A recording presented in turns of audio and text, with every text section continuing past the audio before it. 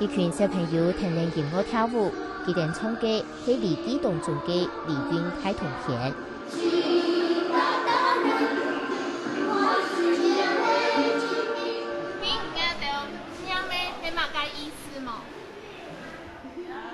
佢都唔識中文、英文啊，佢哋讀英文好夠誒，真係好夠啲啊！老你嘛。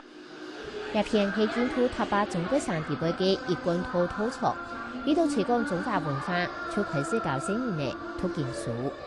這是唯一一個方式啦，唯一一個方式，我們要有一點這樣的活動，有一點有趣，這樣子就是把我們的文化交給下一代了。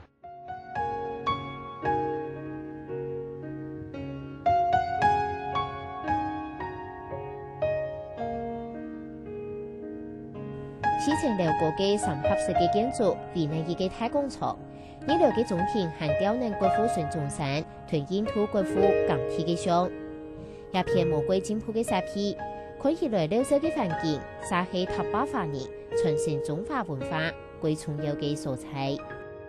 我哋皮毛膏就話嘅好民國35年嘅時候就開辦了，皮毛就話皮用。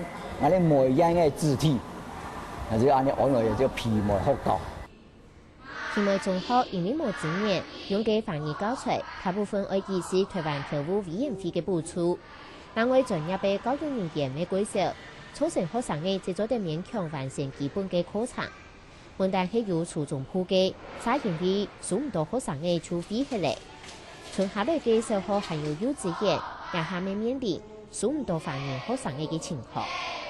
唔咩意佢家長唔想佢細嘢嚟念中文要到佢哋想行些讀英文學堂，但英文個好。皮毛好高啊！你冇以前可能以前中國人嘅多嘅時候啊，攀得好過有嘅。以後啊，每一個人都想愛發展嘅啦，就都讀英文咧，讀英文嘅話呢，就都唔去讀中文咯。你去讀中文的話，小學畢業人都填太嘢，你知道你報英文都報唔到哦，麻煩嘅呢。喺印度嘅學年喺陸下講下，其他嘅時間大部分係講印度話，也係英文，法文做的講係用唔到嘅。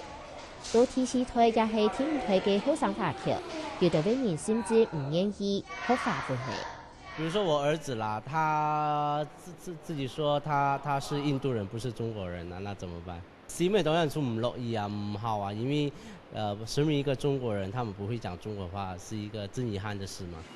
同法文嘅流失比起來，佢一嘅報數嘅客家總頭，3報算嘅歸順嘅梅縣合法，也未係塔巴嘅行業感覺最神奇嘅事情。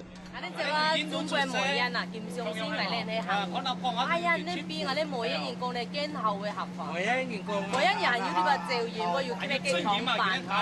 我哋真合法講嚟按真啊。塔巴中國省面臨嘅問題，其實促進台灣中華人口流失嘅情況係最衝擊。如果移民到印度嘅行業，係語言同文化嘅離子項尚係弱勢。無論係翻譯也係合法，係民族嘅企業嘅改變嘅國家，繼續嘅傳承下去，也未係當地嘅翻譯面臨到嘅最大課題。客家新聞陳千里從 TV 喺印度塔巴嘅採訪報道。